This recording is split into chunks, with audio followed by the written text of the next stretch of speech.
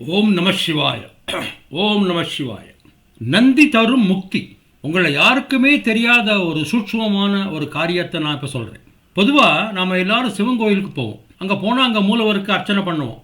அது பண்ணி முடித்தோடனே நமக்கு விபூதி பிரசாதம், பூ, பழம், தேங்காய் உடைச்சது எல்லாம் தருவாங்க. அந்த பூவை சிவனுக்கு எய்த்தாவில் இருக்கிற நந்தி மேலேயோ அவர் பக்கத்தாலேயோ நம்ம வச்சு விடலாங்க. அதை வீட்டுக்கு கொண்டு வரணுங்கிற தேவையில்லை. இது எதுக்காக செய்யணும்? பிரசாதத்தை வீட்டுக்கு தானே கொண்டு போகணும். பூவை அங்கே வைப்பானே. நந்தி பகவான் சிவபெருமான் கிட்ட ஒரு வரம் கேட்டார். என்ன கேட்டார்?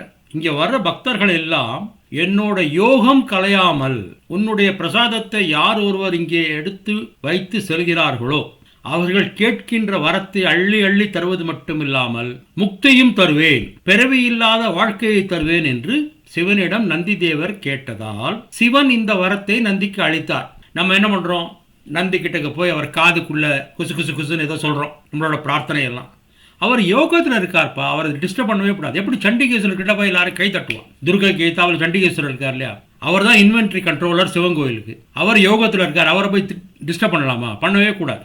இந்த விஷயத்தை நீங்கள் கண்டிப்பாக நம்பி செஞ்சீங்கன்னா, எது அந்த பிரசாத பூவை நந்திகேஸ்வரர்கிட்ட வச்சுட்டு வந்தால் திருமண தடை விலகும், ஜாதகத்தில் இருக்கிற தோஷம் விலகும், அனைத்து விதமான பிரச்சனைகளும் கண்டிப்பாக நீங்கிடும். உங்களால் முடிந்த அளவுக்கு நந்தி தேவரை பிரதோஷ காலங்களில் மட்டுமல்லாமல் அனைத்து நாட்களிலும் அவரை மனதார வழிபட்டு வந்தீங்கன்னா சகல தோஷமும் நீங்கிடும். கடவுள் மீது நம்பிக்கை இருக்கிறவங்க இந்த வீடியோவுக்கு ஒரு லைக் போடுங்க, நம்ம சேனலை சப்ஸ்கிரைப் பண்ணுங்க. வாழ்க வளமுடன், வலிமையுடன். ராதே கிருஷ்ண, ராதே கிருஷ்ண, ராதே கிருஷ்ணா.